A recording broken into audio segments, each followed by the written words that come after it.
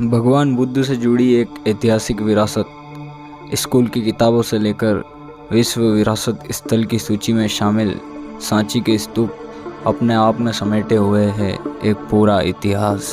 इस स्थल की पवित्रता, यहाँ के वातावरण में फैली हुई आध्यात्मिकता और यहाँ के मनमोहक दृश्यों को देखने के लिए हमारे शहर, राज्य या देश से ही नहीं बल्कि विश्व भर से पर्यटक खींचे चले आते हैं। तो आज रतलाम से हम आपको ले जाएंगे इस ऐतिहासिक स्थल की यात्रा पर। तो चलिए शुरू करते हैं।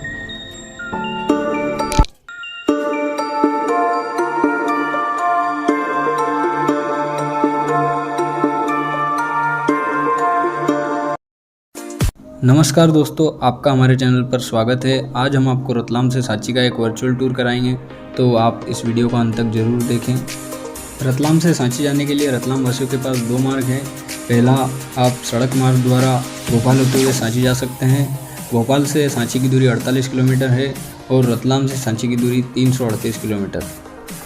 और दूसरा ऑप्शन है ट्रेन द्वारा। रतलाम से सांची आप ट्रेन से भी जा सकते हैं। सांची में स्टेशन है, लेकिन सभी गाड़ियां वहां नहीं रुकती है, तो आप रतलाम से सीधे विदिशा जा सकते हैं।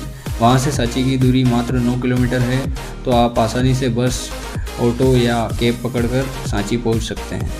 हमने रतलाम से सांची जाने के लिए सड़क मार्ग को चुना और अपनी यात्रा के लिए निकल पड़े। रतलाम से सांची जाने के लिए सबसे पहले आपको उज्जैन जाना होगा। रतलाम से उज्जैन जाने के भी दो रास्ते हैं, एक रतलाम से नागदा होते हुए उज्जैन और दूसरा रतलाम से बड़नगर होते हुए उज्जैन। हम बड़नगर होते हुए उज्जैन गए क्योंकि इस रास्ते पर सातुंडा तक आपको फोरवे की सुविधा मिल जाती है। हम गर्मी के दिनों में यह यात्रा कर रहे हैं और हम घर से 8 बजे निकले, लेकिन अगर आप रतलाम से सांची ठंड या बरसात में जाते हैं तो आपको घर से जल्दी निकल जाना चाहिए, क्योंकि सांची एक वर्ल्ड हेरिटेज साइट है और यह शाम को 6 बजे बंद हो जाता है। तो अगर आप घर से जल्दी निकलेंगे तो आप वहां जल्दी पहुंच सकते हैं और आपको वहां घूमने का ज़्यादा से ज़्यादा मौका मिलेगा।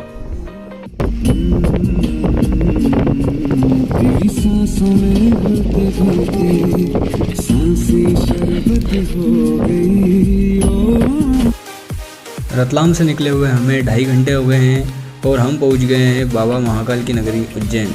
अब यहां से हमें देवास रोड पर जाना होगा।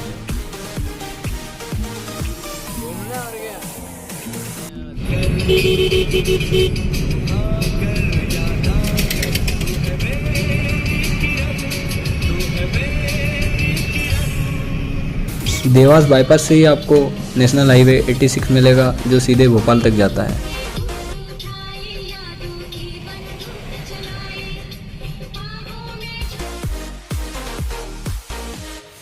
रतलाम से निकले हुए हमें करीब 5 घंटे हो गए हैं और हम पहुंच गए हैं आष्टा। यहाँ से सांची की दूरी अभी भी 150 किलोमीटर की बची है और हमें भूख भी काफ़ी लग रही है, तो हम यहाँ पर पप्पू जी के ढाबा पर रुके और यहाँ पर खाना खाया, जो कि काफ़ी स्वादिष्ट था। खाना खाने के बाद हमने फिर से अपनी यात्रा शुरू की और कर्क रेखा को पार करते हुए हम पहुँच गए हैं सांची।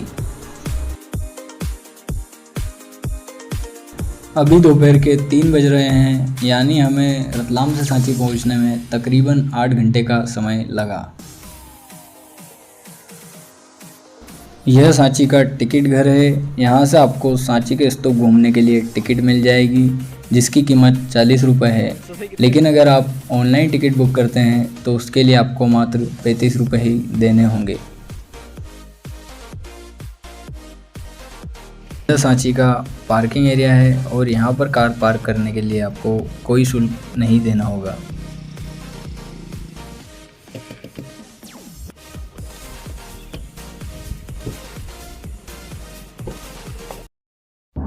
और अब आपको बताते हैं सांची के बनने की दिलचस्प कहानी। बात आज से करीब 2300 साल पुरानी है। उस वक्त महान सम्राट अशोक उज्जैन के राज्यपाल हुआ करते थे और उन्होंने विदिशा के एक व्यापारी की बेटी विदुषी से शादी की थी, और यही विदुषी बाद में देवी के नाम से जानी गई, जिनके ही कहने पर सम्राट अशोक ने भगवान बुद्ध के अवशेष पर स्तूप का निर्माण कराया। इस परिसर में 3 स्तूप, 18 मंदिर और 35 विहार मौजूद हैं।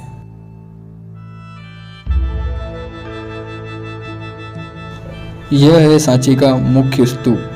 स्तूप का मतलब होता है समाधि। आपको जानकर हैरानी होगी कि इस स्तूप के अंदर अभी भी भगवान बुद्ध के अवशेष रखे हुए हैं। इस स्तूप को मूल रूप से सम्राट अशोक ने ईंटों द्वारा बनवाया था। बाद में सुंग वंश के राजा अग्निमित्र ने सम्राट अशोक द्वारा बनाए गए मूल स्तूप को पत्थरों से ढककर स्तूप को वर्तमान स्वरूप दिया। स्तूप पर जो 3 छतरियां हैं वे भगवान बुद्ध के प्रतीक हैं। इसका मतलब होता है बुद्धम शरणम गच्छामि, धम्म शरणम गच्छामि, संघम शरणम गच्छामि। भगवान बुद्ध के अवशेष जहाँ भी होते हैं वहाँ ये 3 छतरियां होती है।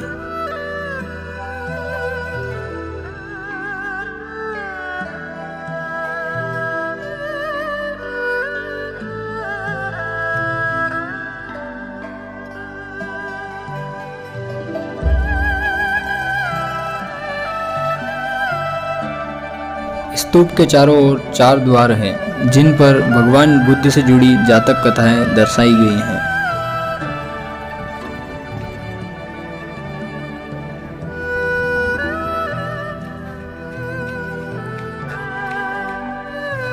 यह एक मंदिर है जो कि ग्रीक शैली में बना है। ये क्या चीज़ है? इसकी छत लकड़ी की बनी हुई थी, लेकिन यहाँ पर लगी एक भीषण आग ने उसे नष्ट कर दिया।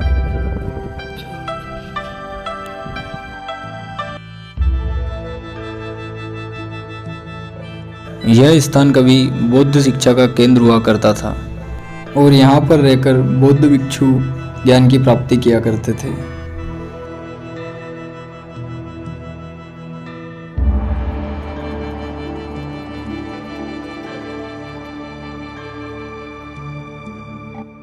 और यह जो आप देख रहे हैं यह बौद्ध भिक्षुओं के विहार है जहाँ पर वे कभी रहा करते थे, लेकिन अब यहाँ उसके अवशेष ही शेष हैं। यहाँ से जुड़ी कुछ रोचक बातें। यहीं पर सम्राट अशोक ने देवी से विवाह किया था और यहीं पर सम्राट अशोक के बच्चों संघमित्रा और महेंद्र को बौद्ध धर्म की दीक्षा प्राप्त हुई थी। इन्हीं संघमित्रा और महेंद्र ने बाद में श्रीलंका जाकर बौद्ध धर्म का प्रचार प्रसार किया था। सांची के बारे में कहा जाता है कि यहाँ पर एक बहुत बड़ा खजाना छुपा हुआ है और इसी खजाने के लालच में समय समय पर कई राजाओं ने इस स्मारक को गंभीर नुकसान पहुँचाए। आज तक खजाना किसी के हाथ नहीं लगा, क्योंकि शायद सांची में कभी कोई खजाना रहा ही नहीं होगा, क्योंकि यहाँ पर तो ज्ञान का खजाना आज भी मौजूद है।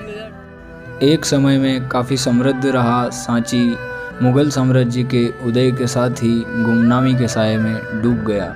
तकरीबन 500 वर्षों तक सांची गुमनामी के अंधेरे में रहा। उस वक्त यहाँ काफ़ी घना जंगल हो गया था और उसी जंगल में आग लगने के कारण यहाँ की कई इमारतों को नुकसान पहुँचा। एक वक्त ऐसा भी आया कि जब यहाँ के लोग सांची के स्मारकों का प्रयोग गन्ने का जूस निकालने में किया करते थे। उसके बाद आया अंग्रेज़ों का शासनकाल। अंग्रेजों ने खजाने के लालच में भारत की कई प्राचीन धरोहरों को ढूंढ निकाला। खजाने की खोज के दौरान ही सन 1818 में जनरल टेलर ने सांची की खोज की। इसके तकरीबन 100 वर्षों के पश्चात सन 1912 में सर जॉन मार्शल ने सांची के स्मारकों का जीर्णोद्धार करा, उन्हें वर्तमान स्वरूप दिया।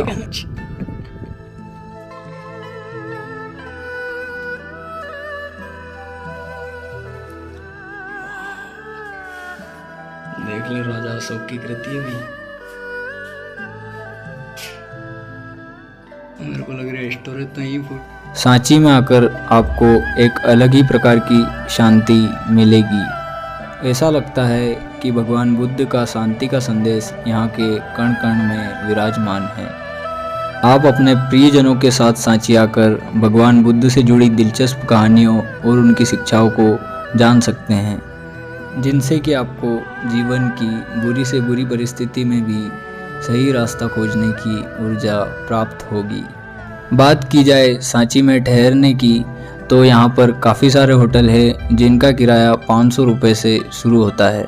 रतलाम से सांची घूमने में करीब 2,500 से 3,000 रुपये खर्च होंगे, जिनमें आप 2 लोग आसानी से सांची के अद्भुत स्मारकों का दर्शन कर सकते हैं। तो फिलहाल इस वीडियो में इतना ही। अगर आप सांची गए हैं या जा रहे हैं तो अपने अनुभव कमेंट बॉक्स में ज़रूर शेयर करें। धन्यवाद।